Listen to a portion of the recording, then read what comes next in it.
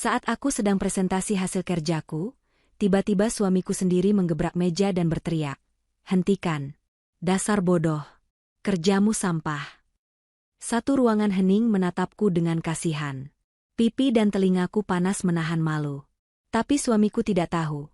Saat dia tersenyum puas karena berhasil menjatuhkanku, sebuah pesan masuk ke ponselku dari klien VVIP, "Keluar sebentar, ada kejutan untuk manajermu." Dan hari itu adalah awal dari kehancurannya. Sebelum ceritanya dimulai, silahkan tulis di kolom komentar dari daerah mana saja teman-teman yang menonton cerita ini. Jangan lupa like dan subscribe agar channel ini bisa semakin berkembang dan bisa mempersembahkan cerita yang lebih menarik lagi. Suasana di dalam ruang rapat utama kantor pagi itu terasa begitu dingin dan mencekam, seolah pendingin ruangan diputar ke suhu terendah. Di ujung meja panjang yang terbuat dari kayu mahoni mengkilap, Safa berdiri dengan punggung tegak.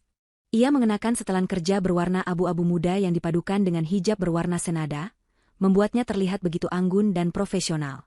Di tangannya, sebuah penunjuk laser tergenggam erat, sementara matanya menatap tajam ke arah layar proyektor yang menampilkan grafik kenaikan produktivitas tim selama 3 bulan terakhir. Safa telah menghabiskan waktu berminggu-minggu untuk menyusun materi ini. Ia seringkali harus bergadang hingga larut malam, menahan kantuk, dan memastikan setiap angka yang ia masukkan adalah data yang akurat. Hari ini adalah hari yang sangat penting karena di ruangan itu tidak hanya ada staf divisi pemasaran, tetapi juga Adrian, manajer mereka, serta beberapa perwakilan dari klien penting yang sedang meninjau kinerja tim. Safa menarik napas dalam-dalam sebelum melanjutkan penjelasannya. Ia berusaha mengabaikan tatapan sinis dari Lita, sekretaris Adrian yang duduk tidak jauh dari posisi manajer. Lita sedari tadi terlihat sibuk memain-mainkan ujung rambutnya, dan sesekali berbisik kepada rekan di sebelahnya sambil melirik ke arah Safa dengan tatapan meremehkan. Namun, Safa tidak mau ambil pusing. Fokus utamanya saat ini adalah membuktikan bahwa strategi baru yang ia rancang bisa menyelamatkan perusahaan dari penurunan omzet yang terjadi semester lalu. Dengan suara yang lantang namun tetap santun, Safa menjelaskan poin demi poin. Ia membedah masalah distribusi yang selama ini menjadi kendala dan menawarkan solusi logistik yang lebih efisien. Beberapa staf tampak mengangguk-angguk setuju. Bahkan Dimas, rekan kerja yang duduk di sudut ruangan, memberikan acungan jempol kecil yang tersembunyi di bawah meja sebagai bentuk dukungan. Namun, ketenangan itu tidak berlangsung lama. Saat Safa baru saja akan masuk ke bagian kesimpulan strategi, tiba-tiba suara hantaman keras terdengar memecah konsentrasi semua orang. Adrian, sang manajer yang duduk di kursi pimpinan, baru saja menggebrak meja dengan telapak tangannya yang besar. Bunyi itu begitu keras, hingga membuat gelas air mineral di hadapannya bergetar, dan beberapa staf wanita terlonjak kaget. Ruangan yang tadinya hening karena menyimak presentasi Safa, kini berubah menjadi senyap karena ketakutan. Semua mata tertuju pada Adrian yang kini berdiri dengan wajah memerah menahan amarah. Napasnya terdengar memburu, seolah-olah ia baru saja melihat kesalahan paling fatal di dunia ini. Safa terdiam seketika, tangannya yang memegang penunjuk laser gemetar pelan, namun ia berusaha menyembunyikannya di balik saku blazernya. Ia menatap suaminya itu dengan bingung, mencoba mencari tahu di mana letak kesalahannya. Adrian menatap Safa dengan pandangan yang seolah ingin menelannya hidup-hidup. Tanpa mempedulikan bahwa di ruangan itu ada banyak orang, termasuk bawahan dan kolega bisnis, Adrian mulai berteriak dengan suara yang menggelegar. Ia menunjuk wajah Safa dengan telunjuknya yang kaku. Adrian berkata bahwa Safa harus menghentikan presentasinya saat itu juga. Ia mencaci Safa dengan mengatakan bahwa semua data yang ditampilkan adalah sampah yang tidak berguna. Kata-kata kasar mulai meluncur dari mulut Adrian tanpa saringan. Ia menyebut kerja keras Safa selama ini tidak becus, dan hanya akan membuat perusahaan kacau balau. Adrian bahkan dengan lantang mengatakan bahwa presentasi Safa sangat memalukan tim dan menuduh Safa sebagai orang yang bodoh, karena berani menampilkan ide senaif itu di forum resmi. Dada Safa terasa sesak seketika. Jantungnya berdegup kencang, bukan karena takut, melainkan karena rasa malu yang luar biasa menghantam harga dirinya. Ia adalah seorang istri, dan laki-laki yang sedang memaki-makinya di depan umum itu adalah suaminya sendiri. Pipi dan telinganya terasa panas, seolah ada api yang membakar kulit wajahnya di balik hijab yang ia kenakan. Safa bisa merasakan tatapan semua orang kini beralih padanya. Ada tatapan kasihan dari Dimas, ada tatapan bingung dari staf lain, dan yang paling menyakitkan adalah tatapan penuh kemenangan dari Lita. Lita bahkan terlihat menutup mulutnya dengan tangan, berusaha menyembunyikan senyum licik yang merekah melihat Safa dipermalukan sedemikian rupa. Safa menggigit bibir bawahnya kuat-kuat, menahan agar air matanya tidak jatuh. Ia teringat pesan ibu di kampung halaman. Ibu selalu berpesan agar ia menjadi wanita yang kuat dan menjaga adab dimanapun berada. Jika ia menangis atau berteriak balik di sini, ia hanya akan merendahkan dirinya sama seperti Adrian. Safa memilih untuk menelan semua emosinya. Ia tidak menjawab sepatah kata pun atas hinaan Adrian. Dengan gerakan yang lambat namun pasti, Safa mematikan proyektor. Ia mengumpulkan berkas-berkasnya yang berserakan di meja, menumpuknya dengan rapi, dan memeluknya di dada. Keheningan di ruangan itu begitu menyiksa, hanya terdengar suara kertas yang bergesekan dan deru napas Adrian yang masih emosi. Adrian masih berdiri di sana, menatap Safa dengan mata melotot, seolah menantang Safa untuk membantah. Namun Safa tidak memberinya kepuasan itu. Safa membenarkan letak bros di hijabnya sejenak, menarik napas panjang untuk menenangkan gemuruh di dadanya, lalu berbalik badan. Ia melangkah menuju pintu keluar dengan kepala tetap tegak. Langkah kakinya terdengar tegas di atas lantai berkarpet, menandakan bahwa meski ia diusir, ia tidak pergi sebagai pecundang. Ia bisa mendengar bisik-bisik mulai terdengar di belakang punggungnya begitu ia mencapai ambang pintu. Beberapa staf mulai membicarakan betapa teganya Adrian dan betapa malangnya nasib Safa, namun Safa menutup telinganya rapat-rapat. Ia tidak ingin mendengar rasa kasihan siapapun. Ia hanya ingin keluar dari neraka kecil itu. Begitu pintu ruang rapat tertutup di belakang punggungnya, pertahanan Safa nyaris runtuh. Kakinya terasa lemas seketika. Ia bersandar pada dinding koridor yang dingin, memejamkan matanya sejenak untuk membiarkan satu bulir air mata jatuh membasahi pipinya. Ia buru-buru menghapusnya dengan punggung tangan. Ia tidak boleh terlihat lemah. Ini adalah kantor, tempat profesionalitas dijunjung tinggi, meskipun suaminya baru saja menginjak-injak hal itu. Adrian mungkin manajernya, tapi Adrian tidak berhak menghancurkan jiwanya. Safa menarik napas panjang lagi, mencoba menormalkan detak jantungnya yang masih berpacu tidak karuan. Ia merapikan seragam kerjanya yang sedikit kusut karena ia remas tadi. Saat ia hendak melangkah menuju meja kerjanya untuk mengambil tas dan pergi menenangkan diri, ponsel di saku blazernya bergetar panjang. Safa merogoh saku dan melihat layar ponselnya menyala. Ada sebuah pesan masuk dari nomor yang tidak ia simpan, namun ia mengenali foto profilnya. Itu adalah Pak Restu Anggara, klien besar yang duduk di pojok belakang ruang rapat tadi, sosok yang diam saja selama keributan terjadi. Safa membuka pesan itu dengan tangan yang masih sedikit gemetar. Isi pesan itu singkat namun, mampu membuat darah Safa berdesir hebat. Pak Restu menulis bahwa ia melihat semuanya lewat rekaman CCTV yang tersambung ke tabletnya, karena ia duduk di posisi yang kurang strategis tadi. Ia meminta Safa untuk tidak kembali ke meja kerja, melainkan langsung keluar menuju lobi utama sekarang juga. Di akhir pesan, Pak Restu menambahkan kalimat yang membuat rasa penasaran Safa memuncak, bahwa ada kejutan yang sedang menanti untuk manajernya yang arogan itu. Safa tertegun menatap layar ponselnya. Ia menoleh sekilas ke arah pintu ruang rapat yang tertutup rapat.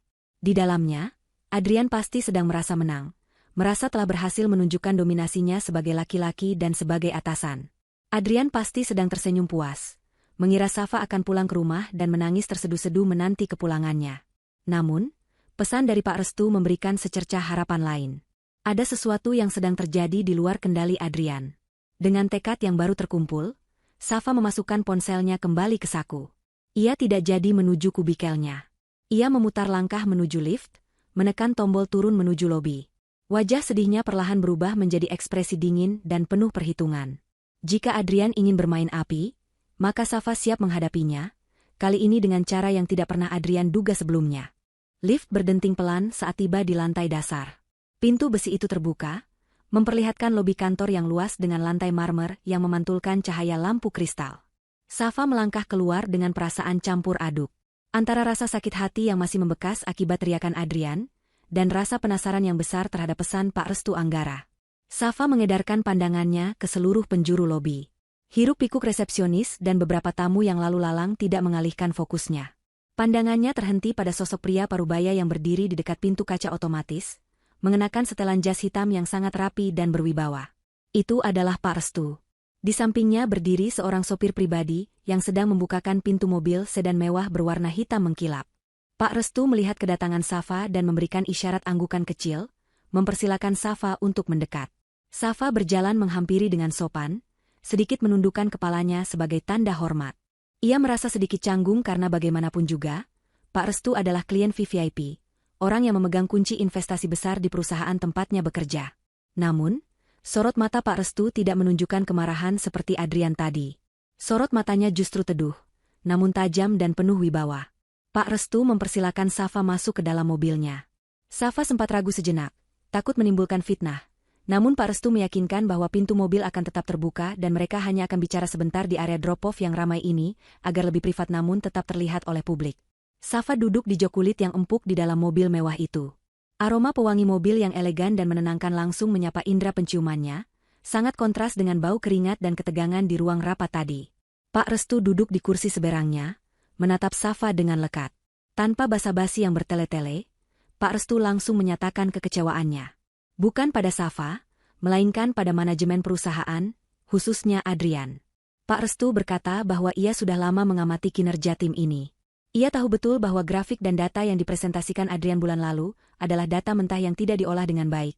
Sedangkan materi yang dibawakan Safa hari ini, sebelum dipotong oleh Adrian, adalah materi yang brilian dan penuh dengan analisis mendalam. Pak Restu tahu siapa otak sebenarnya di balik tim ini.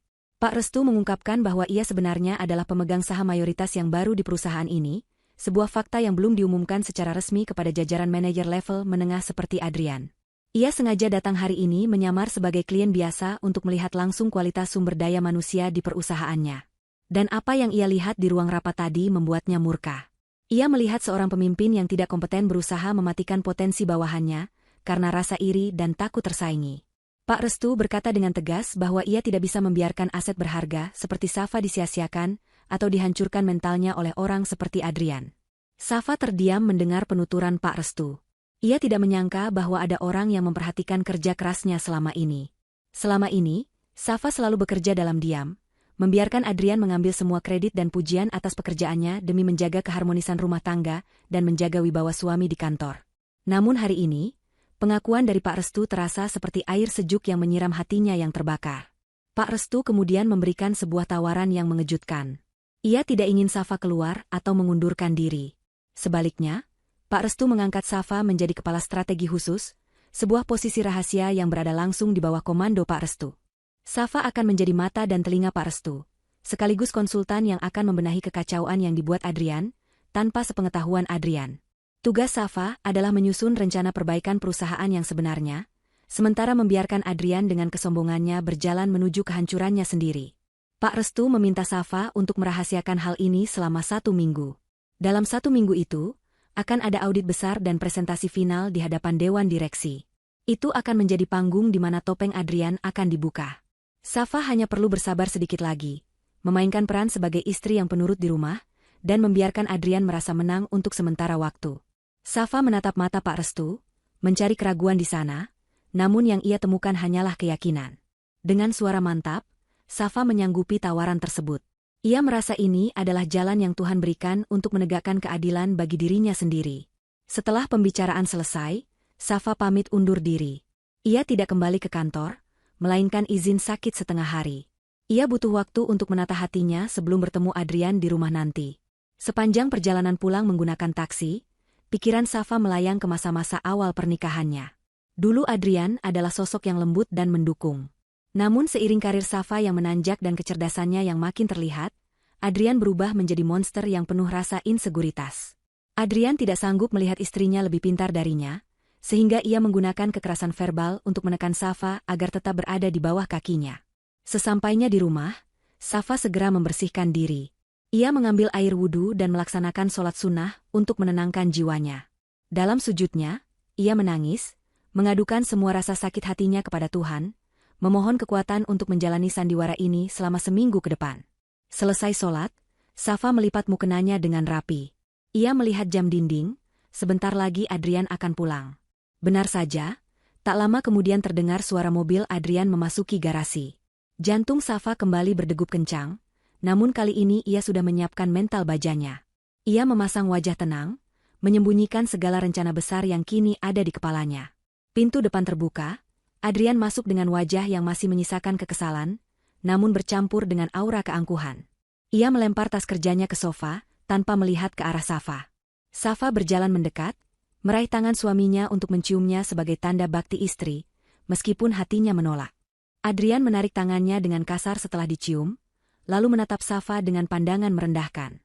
Adrian mulai berbicara dengan nada manipulatif yang sudah sangat Safa hafal. Ia berkata bahwa apa yang ia lakukan di kantor tadi adalah demi kebaikan Safa. Ia berdalih bahwa ia sedang melatih mental Safa agar kuat menghadapi dunia bisnis yang kejam. Adrian berkata bahwa Safa terlalu lembek dan presentasinya tadi memang buruk, jadi wajar jika ia marah. Ia memposisikan dirinya seolah-olah ia adalah pahlawan yang sedang mendidik anak kecil. Aku melakukan itu karena aku sayang kamu, Safa. Kalau mentalmu tempe begitu, kamu nggak akan bisa sukses. Kamu harus berterima kasih sama aku, ucap Adrian tanpa rasa bersalah sedikitpun. Kata-kata itu begitu menyakitkan, memutarbalikkan fakta seolah Safa lah yang bersalah dan Adrian adalah korban yang harus bersusah payah mendidiknya. Safa menundukkan kepalanya, bukan karena takut, tapi untuk menyembunyikan kilatan amarah di matanya. Ia ingat strategi Pak Restu. Ia harus bersabar. Dengan suara pelan dan dibuat sehalus mungkin, Safa menjawab, "Iya, Mas." "Maafkan Safa. Terima kasih sudah mengingatkan Safa tadi. Safa akan belajar lebih banyak lagi dari Mas Adrian." Jawaban itu membuat senyum puas mengembang di bibir Adrian. Ego laki-lakinya terpuaskan. Ia merasa berhasil menundukkan istrinya kembali. Adrian menepuk kepala Safa sekilas, seperti menepuk seekor peliharaan yang baru saja menurut, lalu melenggang pergi menuju kamar mandi sambil bersiul pelan. Safa menatap punggung suaminya yang menjauh. Di balik senyum tipis di bibirnya, ada tekad yang membara. Adrian boleh merasa menang hari ini, tapi ia tidak tahu bahwa ia baru saja menggali lubang kuburnya sendiri. Safa berjanji dalam hati, penghinaan di ruang rapat tadi adalah penghinaan terakhir yang akan ia terima. Mulai detik ini, permainan yang sebenarnya baru saja dimulai. Keesokan harinya, matahari pagi menyinari gedung perkantoran tempat Safa bekerja, namun kehangatannya tidak mampu mencairkan suasana dingin yang melingkupi divisi pemasaran. Berita tentang kejadian di ruang rapat kemarin telah menyebar dengan kecepatan yang mengerikan, tentu saja dengan bumbu-bumbu tambahan yang disebarkan oleh Lita. Sejak pagi buta, Lita sudah berdiri di area pantry sambil memegang cangkir kopi, berbisik-bisik dengan semangat kepada siapa saja yang lewat. Lita mengatakan bahwa Safa mengalami gangguan mental akibat tekanan pekerjaan dan kemungkinan besar akan segera mengundurkan diri, karena tidak kuat menanggung malu. Ia menggambarkan Safa sebagai sosok yang lemah, tidak kompeten, dan pantas dimarahi oleh Adrian. Akibat hasutan itu, ketika Safa melangkah masuk ke dalam ruangan, hampir tidak ada satupun rekan kerja yang menyapanya. Mereka menunduk sibuk dengan komputer masing-masing atau pura-pura menelepon, menghindari kontak mata seolah Safa membawa virus penyakit menular. Namun, penampilan Safa hari itu justru mematahkan semua gosip miring yang beredar. Alih-alih datang dengan mata bengkak sisa menangis atau wajah kusut penuh depresi, Safa justru terlihat lebih bersinar dari biasanya. Ia mengenakan gamis kerja modern berwarna biru laut yang dipadukan dengan blazer krem berpotongan tegas, serta hijab yang tertata rapi membingkai wajahnya yang tenang. Tidak ada jejak kesedihan di wajahnya. Safa berjalan dengan langkah pasti menuju meja kerjanya, meletakkan tas, dan menyalakan komputer dengan gerakan santai. Ia tersenyum ramah kepada office boy yang mengantarkan air minum, satu-satunya orang yang membalas senyumnya pagi itu. Sikap tenang Safa ini membuat Lita yang mengintip dari balik kubikelnya merasa kesal. Lita mengharapkan drama kehancuran, bukan ketenangan yang elegan seperti ini.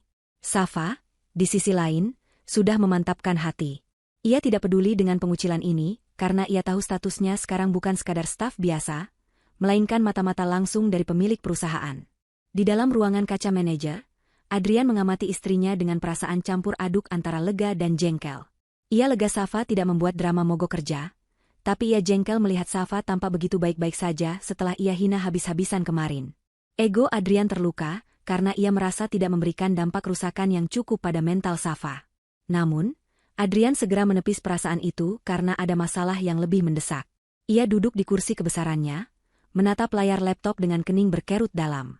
Ia mencoba membuka folder jaringan bersama tempat biasanya Safa menyimpan semua progres pekerjaan proyek, merger, yang sedang berjalan. Proyek ini adalah pertaruhan karirnya. Namun, saat ia mengklik folder tersebut, sebuah kotak dialog muncul di layar, akses denied. Adrian terbelalak. Ia mencoba memasukkan password standar yang biasanya digunakan tim, namun tetap gagal. Adrian mulai panik.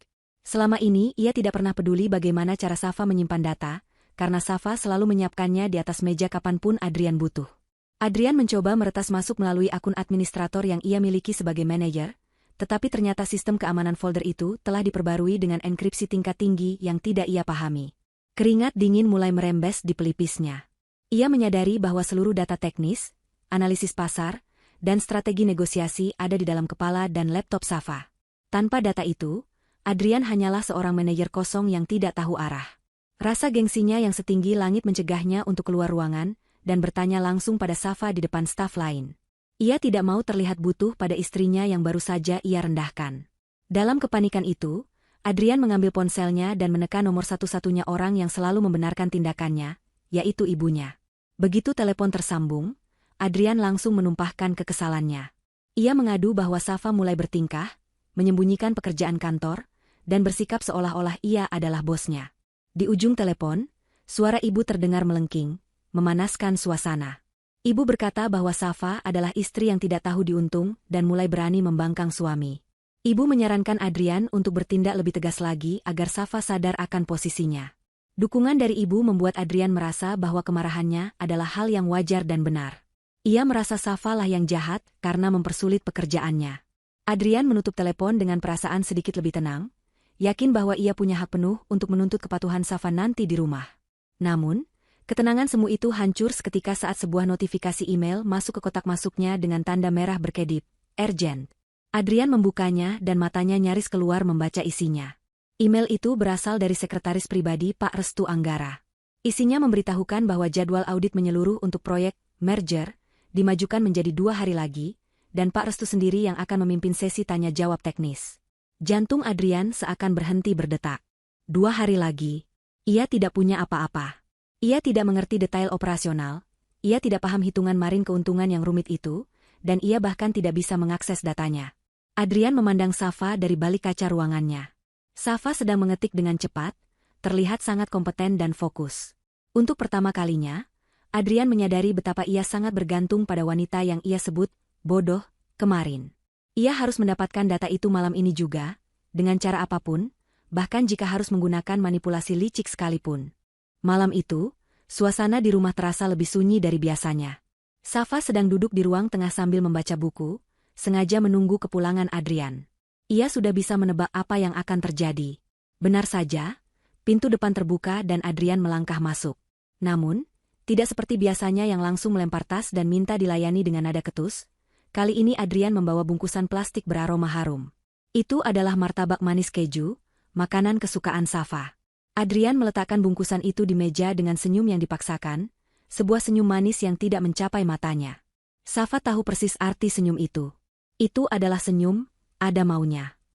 Safa menutup bukunya dan menatap suaminya dengan ekspresi datar yang sulit dibaca. Adrian duduk di samping Safa, menggeser duduknya agar lebih dekat. Ia memulai percakapan dengan nada suara yang dibuat selembut mungkin, sangat kontras dengan teriakannya di kantor kemarin. Ia basa-basi menanyakan kabar Safa hari ini, seolah-olah kejadian memalukan di ruang rapat tidak pernah terjadi. Safa menjawab dengan singkat dan sopan, membiarkan Adrian memainkan sandiwaranya. Perlahan, Adrian mulai masuk ke topik utamanya. Ia menyentuh pundak Safa pelan dan berkata bahwa tadi siang ia menelepon ibu. Adrian menggunakan nama ibu sebagai senjata utamanya, mengetahui bahwa Safa adalah menantu yang sangat menghormati orang tua. Adrian berkata dengan nada sedih yang dibuat-buat, bahwa ibu sangat khawatir dengan rumah tangga mereka. Menurut Adrian, ibu berpesan agar Safa tidak menjadi istri yang keras hati, dan harus selalu mendukung karir suami, karena kesuksesan suami adalah surga bagi istri. Kata-kata itu dirangkai Adrian sedemikian rupa untuk memojokkan Safa secara halus, membuat Safa merasa bersalah jika tidak menuruti kemauannya. Adrian kemudian mengeluh tentang beban kerjanya yang berat, dan betapa ia membutuhkan bantuan Safa untuk audit lusa. Akhirnya, permintaan itu keluar juga dari mulutnya. Adrian meminta password laptop dan flash disk berisi seluruh data proyek yang sedang dikerjakan Safa. Ia berdalih ingin mempelajarinya agar bisa membanggakan Safa di depan direksi. "Aku ingin kita sukses bareng-bareng. Sayang, tolong jangan persulit aku ya," ucap Adrian dengan wajah memelas. Safa menahan rasa mual di perutnya mendengar kemunafikan itu. Ia tahu Adrian tidak ingin belajar, Adrian hanya ingin menyalin hasil kerjanya lalu mengklaimnya sebagai miliknya sendiri, seperti yang sudah-sudah. Namun, Safa ingat instruksi Pak Restu. Ia harus membiarkan Adrian jatuh dalam perangkapnya sendiri. Maka, Safa memasang wajah penurut. Ia mengangguk pelan dan berkata, "Maafkan Safa ya, Mas." Safa tidak bermaksud mempersulit. Safa cuma takut data itu salah. Safa kemudian berdiri, mengambil sebuah flash disk berwarna hitam dari dalam tas kerjanya, dan menyerahkannya pada Adrian. Ia juga menuliskan secari kertas berisi password, yang tentu saja bukan password utama laptopnya, melainkan password untuk folder tamu yang aksesnya terbatas. Safa berkata bahwa semua data yang Adrian butuhkan sudah ada di dalam flash disk tersebut. Wajah Adrian seketika berubah cerah. Ia menyambar flash disk itu dengan cepat, seolah takut Safa akan berubah pikiran. Tanpa mengucapkan terima kasih yang tulus, Adrian langsung bergegas membuka laptopnya di meja ruang tengah, tidak sabar untuk melihat isinya.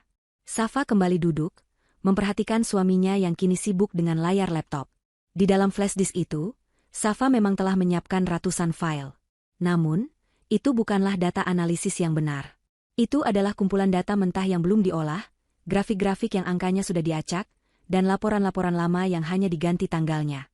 Bagi orang yang benar-benar paham proyek tersebut, akan mudah melihat bahwa data itu kacau. Tapi Safa bertaruh pada ketidakkompetenan Adrian. Ia yakin Adrian yang malas membaca detail tidak akan menyadari kejanggalan itu, dan akan menelannya mentah-mentah. Dugaan Safa benar, Adrian tampak mengangguk-angguk puas melihat deretan angka yang rumit di layar, merasa seolah-olah ia sudah memegang kunci kemenangan. Di tengah keheningan itu, tiba-tiba ponsel Safa berdering. Nada deringnya berbeda dari biasanya, menandakan panggilan prioritas. Safa melirik layar, panggilan video dari Emer Smith, salah satu mitra strategis Pak Restu dari London yang ingin mendiskusikan poin strategi baru. Safa ragu sejenak, melirik Adrian. Tapi kemudian ia sadar, ini adalah momen untuk menunjukkan sedikit taringnya. Safa menggeser tombol hijau dan menyapa penelepon dengan suara jernih. "Good evening, Emer Smith." "Yes, I have reviewed the proposal you sent earlier," ucap Safa dengan bahasa Inggris yang sangat fasih, lengkap dengan aksen bisnis yang profesional dan intonasi yang tegas. Adrian yang sedang sibuk menyalin data, sontak menghentikan kegiatannya. Ia menoleh kaku ke arah Safa dengan mulut sedikit terbuka. Selama 5 tahun menikah, Adrian tidak pernah tahu Safa bisa berbicara bahasa Inggris selancar itu. Di mata Adrian, Safa hanyalah lulusan universitas lokal yang biasa saja, yang kebetulan rajin. Ia tidak pernah tahu bahwa Safa diam-diam mengambil sertifikasi internasional dan kursus bahasa asing secara online di malam hari, saat Adrian sudah tidur. Adrian mendengarkan Safa berdiskusi tentang market fluctuation, risk management, dan istilah-istilah ekonomi rumit lainnya dengan lawan bicaranya di telepon. Safa terlihat begitu berbeda. Aura ibu rumah tangga yang penurut lenyap, berganti menjadi aura wanita karir kelas atas yang cerdas dan dominan. Setelah 5 menit pembicaraan yang intens, Safa menutup telepon. Ia kembali menatap Adrian yang masih mematung menatapnya. Keheningan terasa canggung. Adrian akhirnya bertanya dengan suara tergagap, "Sejak kapan kamu bisa bahasa Inggris selancar itu?" Safa tersenyum tipis, kali ini senyumnya mengandung sedikit misteri.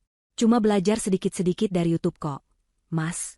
"Biar nggak malu-maluin kalau diajak Mas Adrian ketemu klien," jawab Safa merendah. Jawaban itu terdengar masuk akal bagi Adrian yang sombong. Ia segera menepis rasa curiganya, meyakinkan dirinya sendiri bahwa Safa hanya menghafal beberapa kalimat. Adrian kembali fokus pada laptopnya, berusaha mengabaikan perasaan kerdil yang tiba-tiba muncul di hatinya.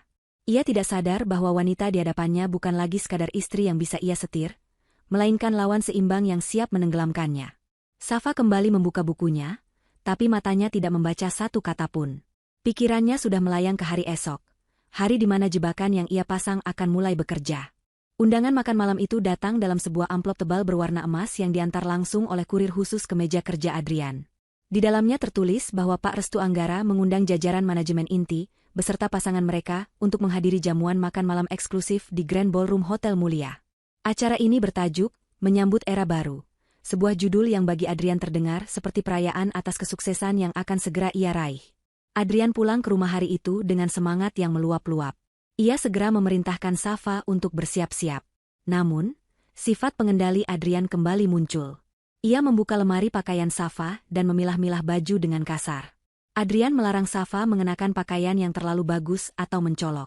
Ia beralasan bahwa Safa hanya akan menjadi pendamping, sekadar pemanis, di sebelahnya, jadi tidak boleh terlihat lebih menonjol daripada istri-istri direktur lainnya, apalagi menyaingi Adrian. Adrian memilihkan sebuah gamis lama berwarna coklat kusam yang potongannya sangat sederhana. Berharap Safa akan terlihat biasa saja dan tidak menarik perhatian siapapun. Safa menerima perintah itu dengan anggukan patuh di depan Adrian, namun di dalam hatinya, ia tersenyum miris melihat betapa insecure-nya suaminya itu. Safa tahu, malam ini adalah panggung sandiwara babak kedua, dan ia tidak berniat tampil sebagai figuran yang menyedihkan. Ketika Adrian sedang mandi dan sibuk mematut diri di depan cermin, Safa diam-diam mengambil setelan lain yang ia sembunyikan di bagian belakang lemari. Itu adalah sebuah gamis berbahan sutra premium berwarna emerald green yang ia beli dengan tabungannya sendiri. Potongannya elegan, tidak ketat namun jatuh dengan indah membalut tubuhnya. Ia memadukannya dengan hijab voal bermotif abstrak dengan sentuhan warna emas yang senada dengan bros kecil yang ia sematkan. Riasan wajahnya dibuat natural namun tegas, menonjolkan kecerdasan di matanya. Ketika Safa keluar dari kamar, Adrian sempat tertegun sejenak. Ia hendak protes karena Safa tidak memakai baju pilihannya, namun waktu sudah mepet. Jika mereka bertengkar sekarang, mereka akan terlambat dan itu akan mencoreng citra Adrian di depan Pak Restu. Akhirnya, dengan mendengus kesal, Adrian menyeret Safa masuk ke mobil. Sesampainya di lobi hotel yang megah, suasana kemewahan langsung menyapa. Lampu kristal raksasa menggantung di langit-langit, memantulkan cahaya ke lantai marmer yang berkilauan. Para tamu undangan yang hadir adalah orang-orang penting di dunia bisnis. Adrian berjalan dengan dagu di angka tinggi, menggandeng tangan Safa dengan cengkeraman yang agak terlalu kuat, seolah ingin menunjukkan kepemilikannya. Namun, mata Adrian tidak fokus pada Safa. Matanya liar mencari sosok lain. Tak lama kemudian, Safa melihat Lita berjalan mendekat. Lita mengenakan gaun merah menyala yang sangat ketat dan terbuka, sangat kontras dengan penampilan Safa yang tertutup rapat. Lita tersenyum lebar pada Adrian, sebuah senyuman yang terlalu akrab untuk seorang sekretaris kepada bosnya. Di depan umum, mereka berpura-pura profesional. Namun Safa bisa melihat bagaimana tangan Lita menyentuh lengan jas Adrian dengan gestur menggoda saat mereka bersalaman. Safa memalingkan wajah, merasa jijik namun tetap menjaga ekspresi datarnya. Makan malam dimulai dengan hidangan pembuka yang lezat, diiringi alunan musik orkestra yang lembut. Pak Restu Anggara duduk di meja utama, dikelilingi oleh jajaran direksi senior. Sesekali, tatapan Pak Restu menyapu ruangan dan berhenti sejenak pada Safa, memberikan anggukan samar yang hanya dimengerti oleh mereka berdua. Setelah hidangan utama disajikan, Pak Restu berdiri menuju podium untuk memberikan sambutan. Ruangan seketika hening. Pak Restu berbicara tentang visi masa depan perusahaan, tentang inovasi, dan tentang pentingnya integritas. Di tengah pidatonya, Pak Restu mengatakan sesuatu yang membuat jantung Adrian berdegup kencang karena kegirangan. Pak Restu berkata, "Saya telah mengamati kinerja tim kalian beberapa hari ini. Dan saya menemukan ada sesosok jenius yang tersembunyi di dalam tim manajemen kita. Seseorang yang memiliki visi tajam dan analisis data yang luar biasa akurat." Adrian langsung membusungkan dadanya. Ia menyenggol lengan Safa di bawah meja dan berbisik dengan sombong. "Dengar itu? Itu pasti aku. Siapa lagi kalau bukan manajernya? Data yang kamu kasih kemarin itu pasti kuncinya." Safa hanya menyeruput air putihnya dengan tenang, tidak menjawab. Adrian tersenyum lebar ke kiri dan ke kanan, seolah-olah tepuk tangan yang belum terjadi itu sudah menjadi miliknya. Ia bahkan sempat melirik Lita di meja seberang yang memberinya kedipan mata nakal, seolah ikut merayakan kemenangan prematur itu. Adrian merasa di atas angin, ia merasa bahwa malam ini akan menjadi malam penobatan dirinya sebagai anak emas Pak Restu. Ia sudah membayangkan kenaikan gaji dan bonus besar yang akan ia pakai untuk membeli mobil baru, dan mungkin membelikan hadiah untuk Lita. Namun, suasana berubah drastis ketika sesi tanya-jawab informal dimulai. Pak Restu turun dari podium dan berjalan santai mengelilingi meja-meja bundar para tamu. Ia berhenti tepat di meja nomor 8, meja tempat Adrian dan Safa duduk. Semua mata di ruangan itu tertuju pada mereka. Adrian berdiri dengan sikap siap, tersenyum percaya diri. Pak Restu menatap Adrian dengan tatapan tajam yang sulit diartikan. "Adrian," sapa Pak Restu dengan suara berat. "Saya melihat laporan pendahuluan yang kamu kirimkan sore tadi. Sangat mengesankan." Adrian mengangguk cepat, "Terima kasih, Pak. Saya mengerjakannya dengan sangat teliti." Pak Restu tersenyum tipis, sebuah senyum yang tidak mencapai matanya. "Bagus. Kalau begitu, kamu pasti bisa menjelaskan kepada saya dan dewan direksi di sini. Bagaimana logaritma yang kamu pakai di halaman 45 bisa memproyeksikan keuntungan 200% padahal biaya operasional di halaman 12 menunjukkan kenaikan inflasi bahan baku?" Pertanyaan itu menghantam Adrian seperti petir di siang bolong. Senyum di wajahnya membeku seketika. Halaman 45? Halaman 12? Logaritma? Adrian tidak tahu menahu soal itu. Ia hanya menyalin data dari flash disk Safa tanpa membacanya, apalagi menganalisisnya. Ia bahkan tidak tahu ada korelasi antara dua halaman tersebut. Keringat dingin mulai mengucur di punggungnya. Mulutnya terbuka lalu tertutup lagi seperti ikan mas koki yang kehabisan oksigen. "Itu Pak," Adrian tergagap. Itu perhitungan yang sangat kompleks. Jadi korelasi datanya itu. Adrian mencoba mengarang bebas, tapi kata-kata yang keluar dari mulutnya tidak masuk akal. Beberapa direktur mulai mengerutkan kening. Lita yang duduk di meja sebelah tampak cemas.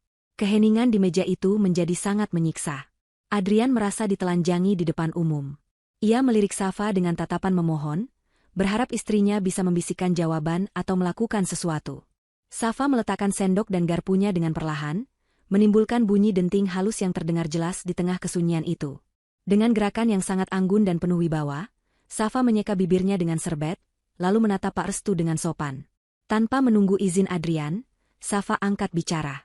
Suaranya lembut namun tegas, terdengar jernih di telinga semua orang. "Mohon maaf, Pak Restu. Izin membantu suami saya menjawab," ucap Safa santun. Adrian ingin melarangnya karena takut Safa akan mempermalukannya lebih jauh, tapi lidahnya keluh.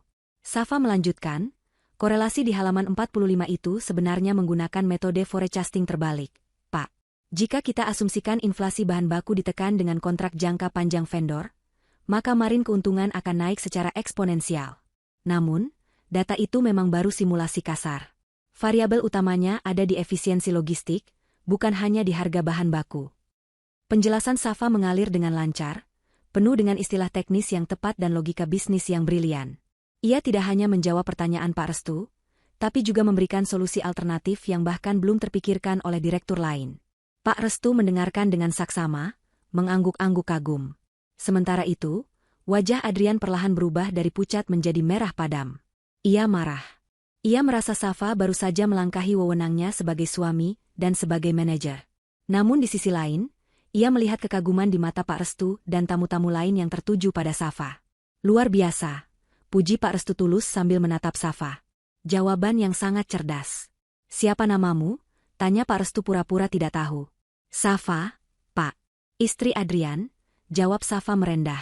"Sayang sekali bakat seperti ini hanya disimpan di rumah," sindir Pak Restu sambil melirik Adrian yang kini menunduk malu bercampur emosi. "Silakan lanjutkan makan malamnya." Pak Restu berlalu, meninggalkan Adrian yang hancur lebur di kursinya. Adrian meremas serbet di pangkuannya hingga kusut. Matanya menatap piring steak di hadapannya dengan tatapan kosong namun penuh amarah yang membara. Ia merasa egonya baru saja dicabik-cabik oleh wanita yang seharusnya berada di bawah telapak kakinya. Perjalanan pulang dari hotel terasa seperti berada di dalam kawah gunung berapi yang siap meletus. Adrian memacu mobilnya dengan kecepatan tinggi, membelah jalanan malam yang mulai lengang. Jemari tangannya mencengkeram setir begitu kuat, hingga buku-buku jarinya memutih. Di kursi penumpang, Safa duduk tenang sambil melihat keluar jendela, memandang lampu-lampu kota yang berkelebat. Ia tahu badai akan segera datang, tapi kali ini ia tidak takut. Ia justru merasa lega karena satu lapisan topeng Adrian sudah terkelupas. Hening di dalam mobil itu bukan hening yang damai, melainkan hening yang mencekam, penuh dengan amarah yang tertahan di ujung lidah.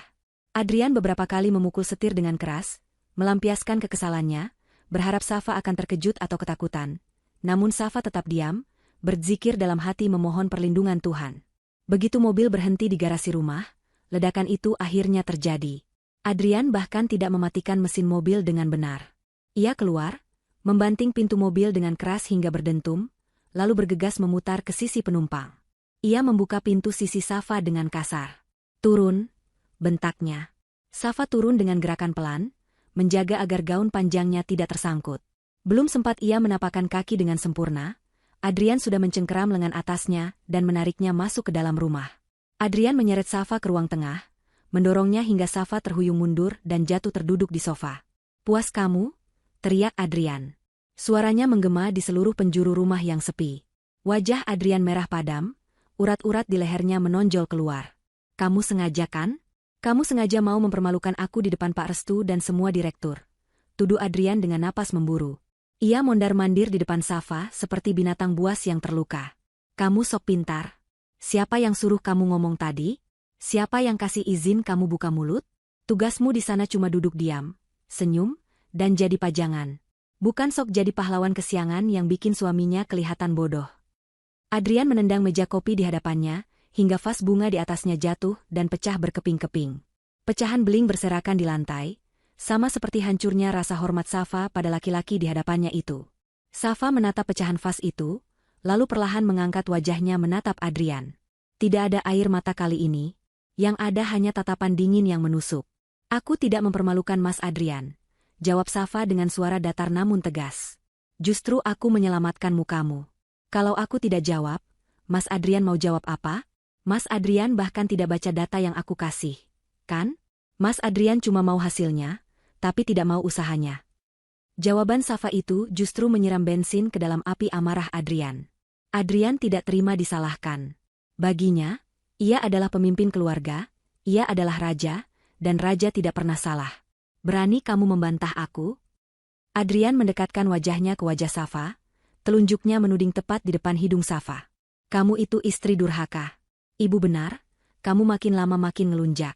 Kamu pikir karena kamu bisa bahasa Inggris dan ngerti sedikit soal data, kamu lebih hebat dari aku? Ingat Safa, surgamu ada di aku. Kalau aku tidak ridho, kamu masuk neraka. Adrian mulai mengeluarkan kartu andalannya. Dalil agama yang ia pelintir demi egonya sendiri dan nama ibunya. Asal kamu tahu ya, Safa. Di luar sana banyak wanita yang antre mau jadi istriku. Wanita yang lebih cantik, lebih penurut, dan lebih menghargai aku. Adrian berhenti sejenak, lalu menyeringai licik. Lita, misalnya. Dia wanita yang tahu bagaimana cara melayani laki-laki. Dia tidak pernah membantahku. Dia menghormatiku sebagai atasan dan sebagai laki-laki. Adrian sengaja menyebut nama Lita untuk menyakiti hati Safa. Mungkin ibu benar, aku harusnya cari istri lagi. Atau mungkin, aku ceraikan saja kamu sekalian. Biar kamu tahu rasa hidup menjanda, tidak punya suami, jadi omongan tetangga. Ancaman itu menggantung di udara. Kata, cerai, yang selama ini menjadi pantangan, akhirnya terucap juga. Adrian mengharapkan Safa akan menangis, bersujud di kakinya, dan memohon agar tidak diceraikan. Adrian menunggu reaksi ketakutan itu untuk memuaskan egonya yang terluka. Namun, yang terjadi justru sebaliknya. Safa berdiri perlahan dari sofa. Ia menepuk-nepuk gaunnya yang sedikit kusut, lalu berjalan menuju laci meja rias di sudut ruangan. Ia mengambil sebuah amplop coklat tebal yang sudah ia siapkan sejak beberapa hari lalu. Safa kembali ke hadapan Adrian dan melempar amplop itu tepat ke dada suaminya. Amplop itu jatuh ke lantai di antara pecahan beling. Buka, perintah Safa. Suaranya tidak lagi lembut. Suaranya penuh wibawa dan kekuatan yang membuat nyali Adrian sedikit menciut. Adrian menatap amplop itu dengan bingung, lalu memungutnya dengan kasar. Ia merobek segelnya dan menarik isinya keluar. Matanya membelalak saat melihat lembaran-lembaran kertas rekening koran. Di sana tertera jelas riwayat transfer dari rekening Adrian ke rekening atas nama Lita. Jumlahnya tidak sedikit. Uang untuk belanja tas, uang untuk bayar sewa apartemen, uang untuk liburan ke Bali yang Adrian bilang, dinas luar kota.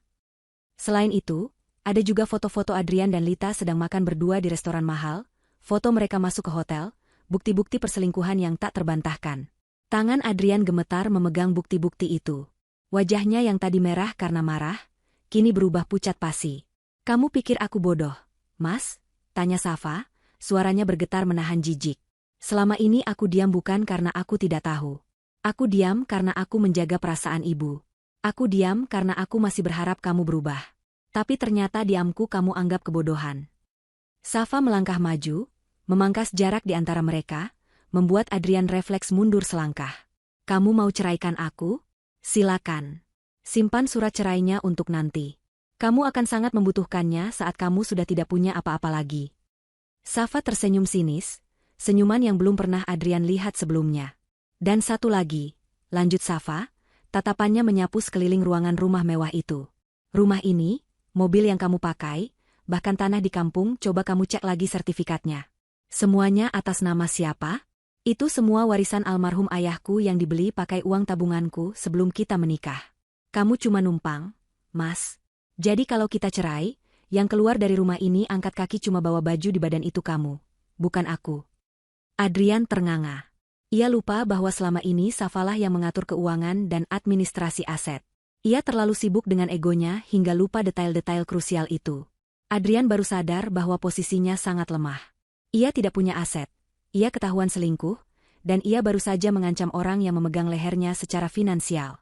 Malam ini aku tidur di kamar tamu. Kunci kamar utama aku ganti. Jangan coba-coba ganggu aku atau aku kirim bukti ini ke ibu sekarang juga. Ancam Safa dingin.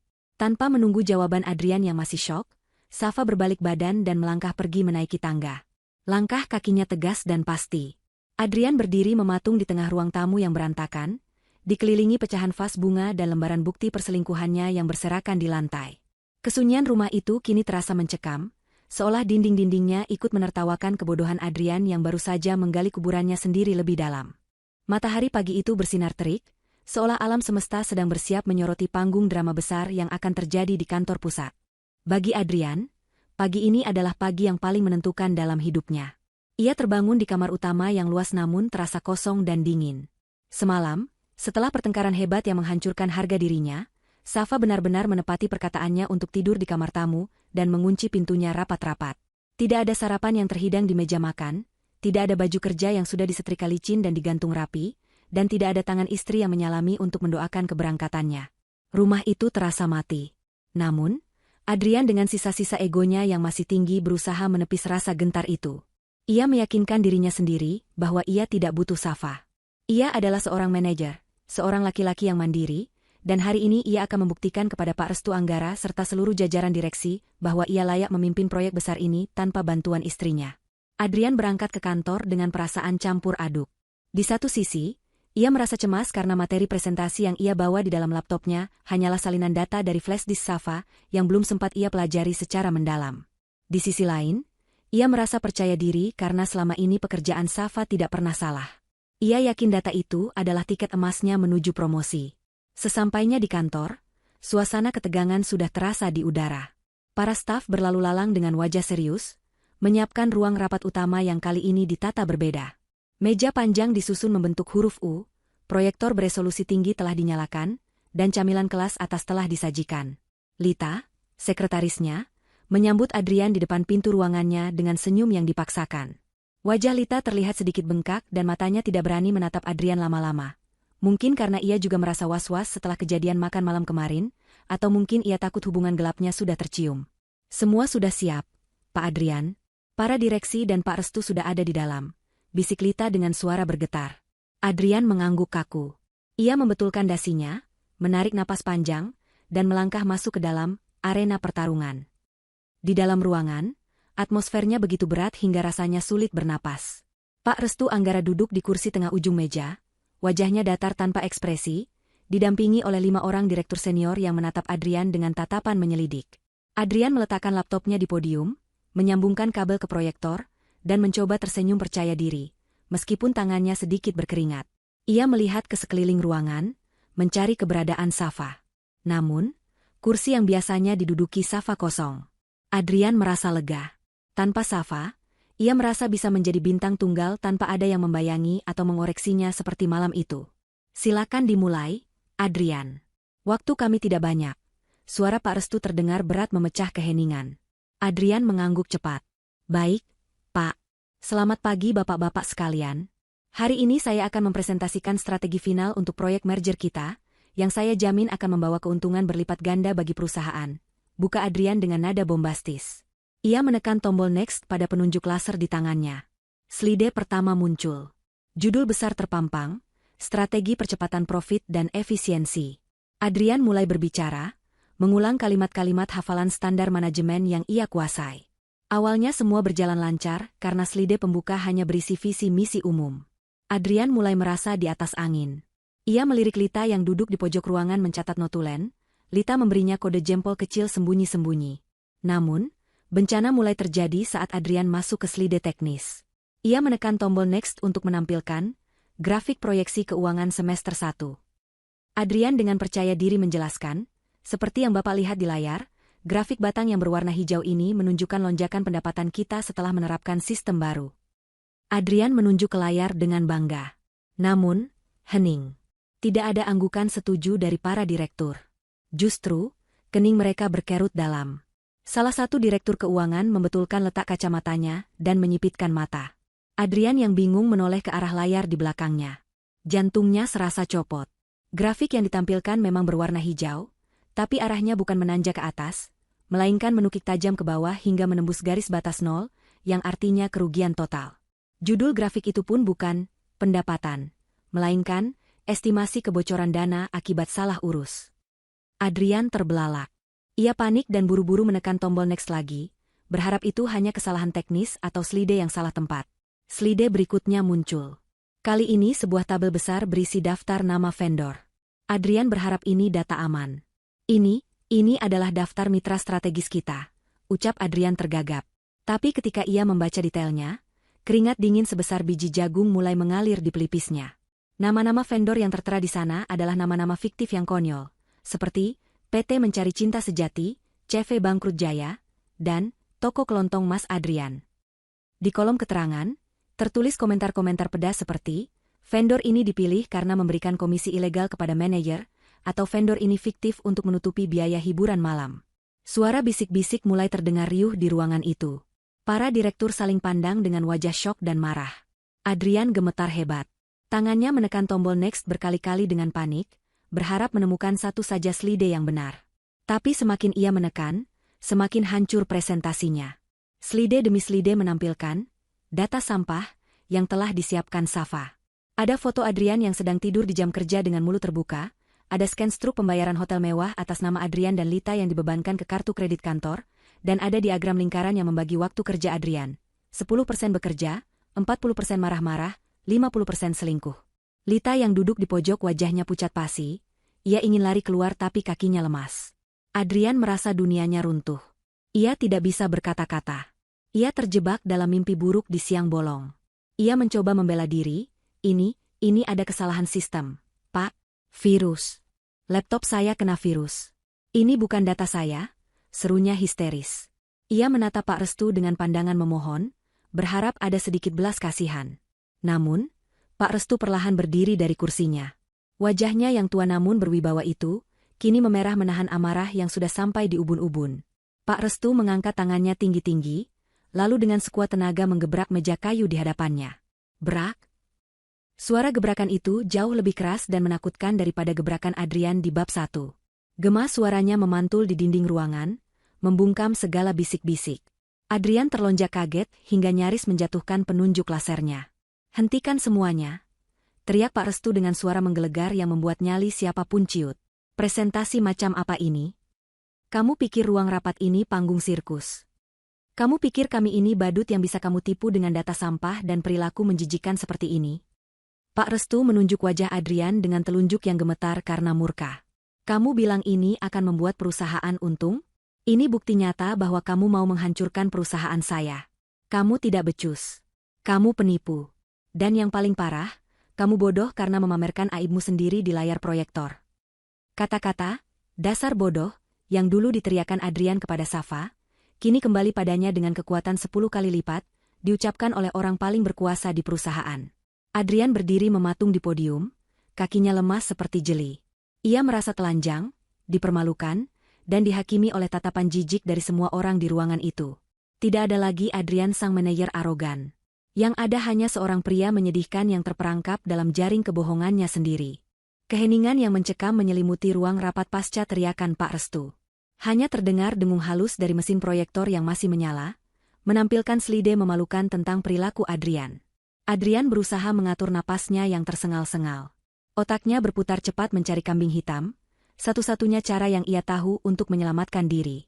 Dengan wajah memelas dan suara yang dibuat-buat, ia menunjuk ke arah pintu keluar, seolah-olah menunjuk seseorang yang tidak ada di sana. Ini bukan salah saya, Pak. Sumpah. Adrian berteriak dengan nada putus asa. Ini ulah staf saya. Ini ulah istri saya, Safa. Dia yang menyiapkan semua data ini. Dia pasti sengaja menyabotase saya, karena kami sedang ada masalah rumah tangga. Dia wanita licik. Pak, dia mau menghancurkan karir saya.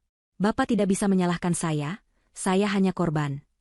Adrian terus menceracau, melemparkan semua kesalahan kepada Safa, wanita yang selama ini telah menutupi ketidakmampuannya. Para direktur menggelengkan kepala melihat betapa pengecutnya manajer di hadapan mereka ini.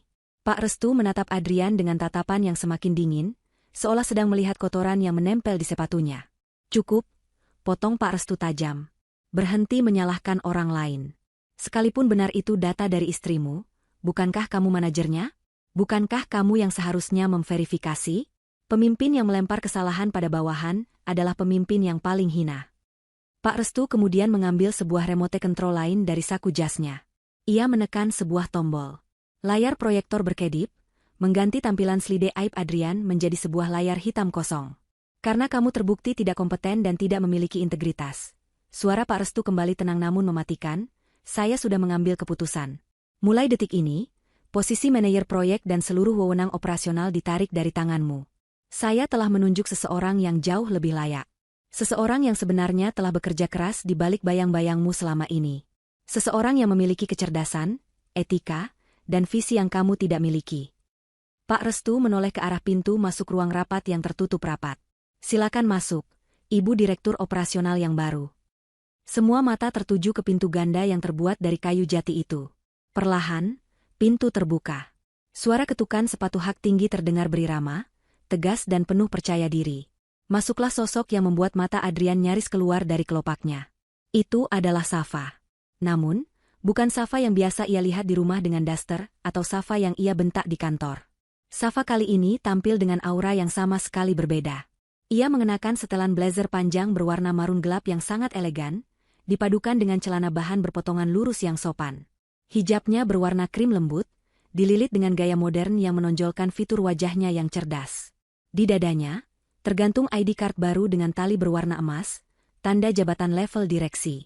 Safa berjalan dengan dagu terangkat, melewati Adrian yang terpaku di podium tanpa menoleh sedikit pun. Ia berjalan lurus menuju kursi kosong di sebelah kanan Pak Restu, kursi yang biasanya diduduki oleh wakil direktur utama. Safa meletakkan tabletnya di meja, lalu berdiri menghadap hadirin. Assalamualaikum. Selamat pagi bapak-bapak direksi, sapa Safa dengan suara bulat dan wibawa yang alami. Mohon maaf atas ketidaknyamanan presentasi sebelumnya. Izinkan saya, Safa Anindya, selaku direktur operasional yang baru ditunjuk oleh Bapak Restu Anggara, untuk meluruskan kekacauan data tadi dan mempresentasikan strategi yang sebenarnya. Tanpa menunggu jawaban, Safa menyambungkan tabletnya ke sistem secara nirkabel. Layar proyektor berubah menampilkan data yang benar-benar baru. Grafik yang rapi, analisis pasar yang tajam, dan strategi mitigasi risiko yang brilian. Safa menjelaskan semuanya dengan fasih, tanpa teks, tanpa gagap. Ia menguasai setiap inci dari proyek itu, karena memang dialah yang mengerjakannya dari nol. Adrian hanya bisa berdiri mematung di pinggir ruangan, terpinggirkan, melihat istrinya bersinar terang benderang di tempat yang seharusnya menjadi panggungnya. Ia merasa kerdil. Ia merasa seperti debu di hadapan berlian. Setelah Safa selesai memaparkan strategi perbaikan dalam waktu 15 menit yang memukau, ruangan itu pecah oleh tepuk tangan. Para direktur yang tadi marah kini tersenyum puas dan mengangguk kagum. Pak Restu ikut bertepuk tangan, lalu mengangkat tangan untuk meminta ketenangan kembali. Terima kasih, Ibu Safa. Presentasi yang luar biasa, puji Pak Restu. Kemudian, wajahnya kembali mengeras saat menatap Adrian dan Lita. Namun, sebelum kita tutup rapat ini, ada satu hal lagi yang harus diselesaikan. Soal etika. Pak Restu memberi kode pada Safa. Safa menekan satu tombol di tabletnya. Layar proyektor kini menampilkan rekaman CCTV. Itu adalah rekaman kejadian di bab 1, saat Adrian menggebrak meja dan memaki Safa dengan kata-kata, bodoh, dan tidak becus. Audio dari rekaman itu terdengar sangat jernih di speaker ruangan, memperdengarkan betapa kasarnya suara Adrian. Semua orang di ruangan itu meringis melihat kekejaman verbal yang dilakukan Adrian terhadap istrinya sendiri. Lalu, video berganti. Kali ini rekaman CCTV di koridor kantor yang sepi, memperlihatkan Adrian sedang merangkul pinggang Lita dan memberikan amplop tebal, uang korupsi kantor. Lalu video berganti lagi, rekaman Adrian yang sedang menelepon ibunya di kantor, menjelek-jelekan perusahaan dan Pak Restu dengan kata-kata kasar. Adrian lemas. Lututnya tidak kuat lagi menopang tubuhnya. Ia jatuh terduduk di lantai berkarpet. Bukti itu terlalu telak. Ia tidak hanya terbukti tidak kompeten, tapi juga terbukti sebagai suami yang kasar, pemimpin yang korup, dan karyawan yang tidak loyal. Lita di pojok ruangan sudah menangis sesenggukan, menutupi wajahnya dengan tangan karena malu. Dimas dan staf lain yang ada di belakang tampak menatap Adrian dengan pandangan jijik dan marah. Saya rasa tidak perlu ada diskusi lagi, ucap Pak Restu dingin, suaranya memvonis nasib Adrian.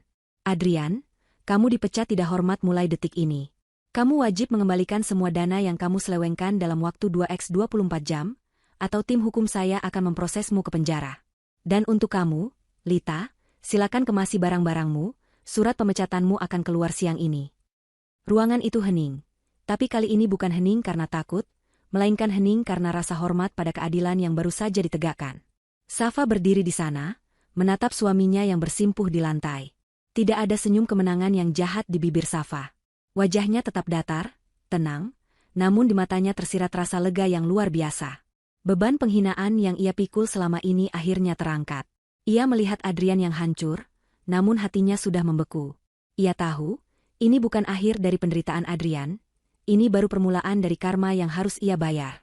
Safa menutup tabletnya, menandakan berakhirnya era Adrian dan dimulainya era kepemimpinannya.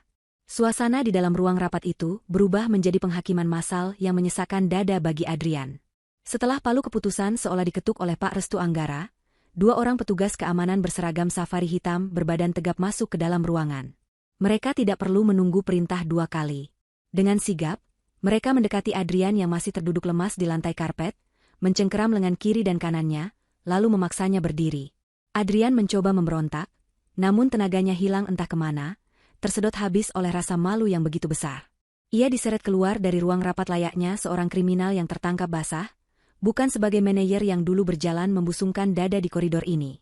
Di belakangnya, Lita juga digiring keluar oleh staf HRD dengan wajah sembah penuh air mata, terus-menerus meracau menyalahkan Adrian, mengatakan bahwa ia hanya korban manipulasi bosnya. Perjalanan dari ruang rapat menuju pintu keluar gedung terasa seperti perjalanan terpanjang dalam hidup Adrian. Koridor kantor yang biasanya menjadi tempat ia menebar pesona dan perintah, kini berubah menjadi lorong neraka. Para karyawan dari berbagai divisi keluar dari kubikel mereka, berdiri berjejer di sepanjang lorong, menyaksikan kejatuhan sang tiran. Tidak ada tatapan simpati di sana. Yang ada hanyalah tatapan jijik, cemoohan, dan bisik-bisik yang terdengar seperti dengungan lebah yang marah. Adrian melihat wajah-wajah orang yang pernah ia marahi tanpa alasan, orang yang pernah ia potong bonusnya, dan orang yang idenya pernah ia curi. Kini, mereka semua menatapnya dengan kepuasan yang dingin.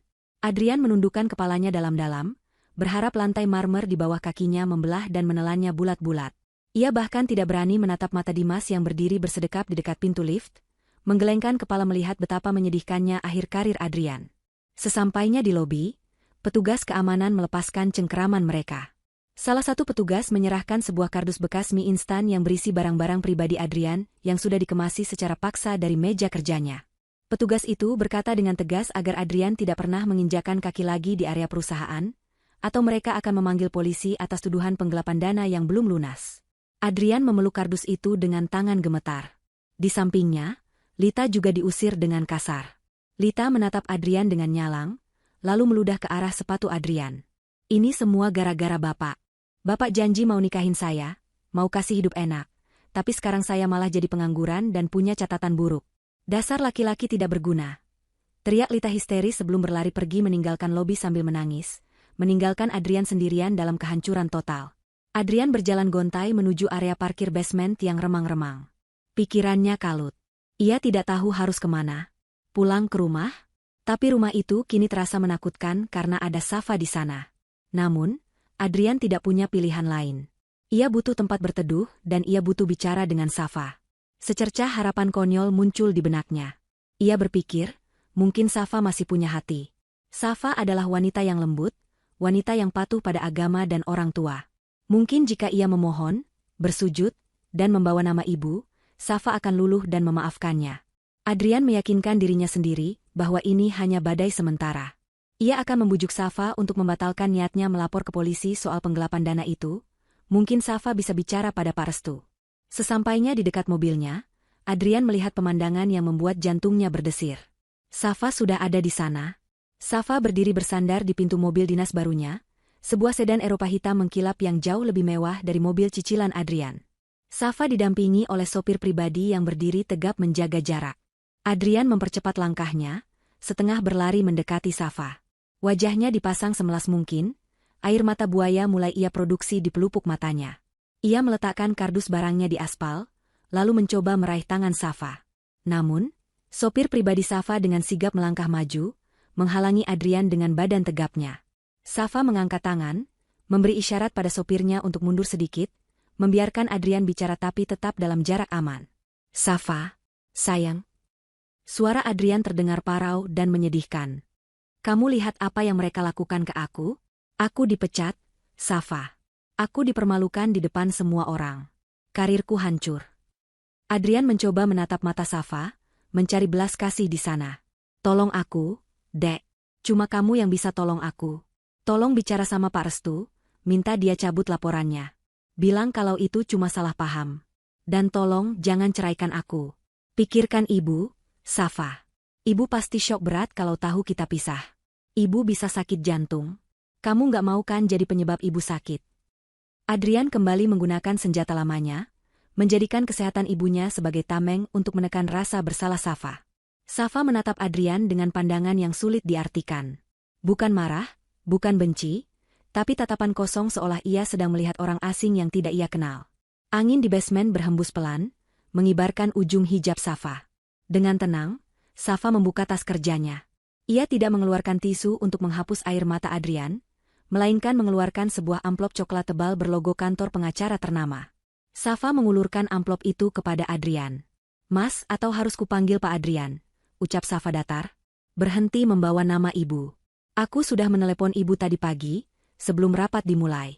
Aku sudah ceritakan semuanya, lengkap dengan bukti transfer kamu ke Lita. Ibu memang syok. Tapi ibu lebih syok mengetahui anak laki-lakinya tumbuh menjadi pria yang tidak bertanggung jawab dan berzina. Ibu sendiri yang menyuruhku untuk melepaskanmu.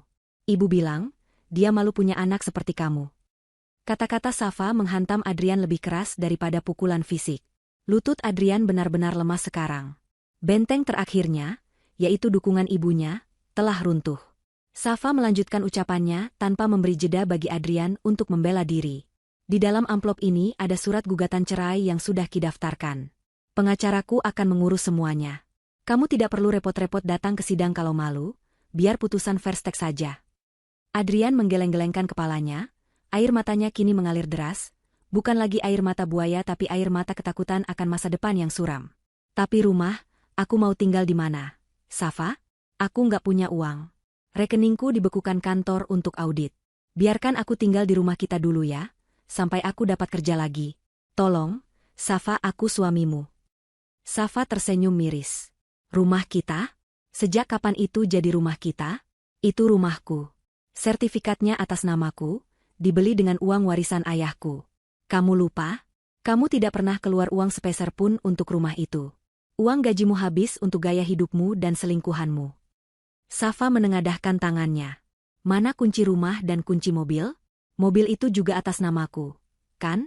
Cicilannya aku yang lunasi bulan lalu karena kamu bilang tidak ada uang, padahal uangnya kamu pakai untuk Lita. Adrian terdiam kaku. Ia merogoh saku celananya dengan gerakan lambat, mengeluarkan gantungan kunci yang selama ini ia banggakan sebagai simbol kekuasaannya di rumah tangga. Dengan tangan gemetar, ia menjatuhkan kunci itu ke telapak tangan Safa. Rasanya seperti menyerahkan separuh nyawanya. Safa menggenggam kunci itu erat, lalu menatap Adrian untuk terakhir kalinya. Barang-barangmu yang ada di rumah sudah dikemas oleh asisten rumah tangga. Koper-kopermu ada di pos satpam kompleks. Kamu bisa ambil di sana, tapi jangan coba-coba masuk ke dalam rumah karena kuncinya sudah kuganti, ujar Safa tegas. Jaga dirimu, Mas. Semoga ini jadi pelajaran buat kamu untuk jadi manusia yang lebih baik. Tapi tidak bersamaku. Tanpa menunggu jawaban lagi, Safa berbalik badan, masuk ke dalam mobil mewah yang pintu belakangnya sudah dibukakan oleh sopir. Adrian mencoba mengejar, mengetuk kaca jendela mobil, memanggil nama Safa berulang kali. Safa. Safa, tunggu. Jangan tinggalkan aku begini. Tapi kaca mobil yang gelap itu tidak bergeming. Mobil perlahan melaju, meninggalkan Adrian yang berdiri sendirian di tengah basement yang sunyi dan bau asap knalpot. Ia memeluk kardus barangnya, satu-satunya harta yang ia miliki sekarang, menyadari bahwa ia benar-benar telah kehilangan segalanya. Istri yang berlian, pekerjaan yang bergengsi, dan rumah yang nyaman. Semuanya lenyap dalam sekejap karena kesombongan dan kebodohannya sendiri. 1 bulan telah berlalu sejak badai besar itu menghantam kehidupan Adrian. Namun bagi Adrian, rasanya seperti 1 abad penderitaan. Waktu seolah berjalan sangat lambat ketika seseorang hidup dalam kemiskinan dan penyesalan. Roda nasib telah berputar 180 derajat dengan kecepatan yang mengerikan. Di salah satu gedung pencakar langit di pusat kota, Safa kini duduk di kursi kebesaran di ruang kerjanya yang luas dan modern. Dinding kaca di belakangnya menampilkan panorama kota Jakarta yang sibuk, seolah dunia ada di bawah kakinya. Safa sedang memimpin rapat evaluasi bulanan dengan tim yang dulu dipimpin oleh Adrian. Suasana rapat begitu hidup dan produktif. Tidak ada lagi ketegangan, tidak ada lagi bentakan atau gebrak meja. Safa memimpin dengan gaya yang egaliter namun tegas. Ia mendengarkan masukan dari staf paling junior sekalipun, mencatat ide-ide brilian, dan memberikan apresiasi yang tulus. Di bawah kepemimpinan Safa, proyek merger yang nyaris gagal itu berhasil diselamatkan, bahkan mencatatkan keuntungan di luar prediksi. Pak Restu Anggara sangat puas dan memberikan Safa kepercayaan penuh untuk mengelola divisi strategis lainnya.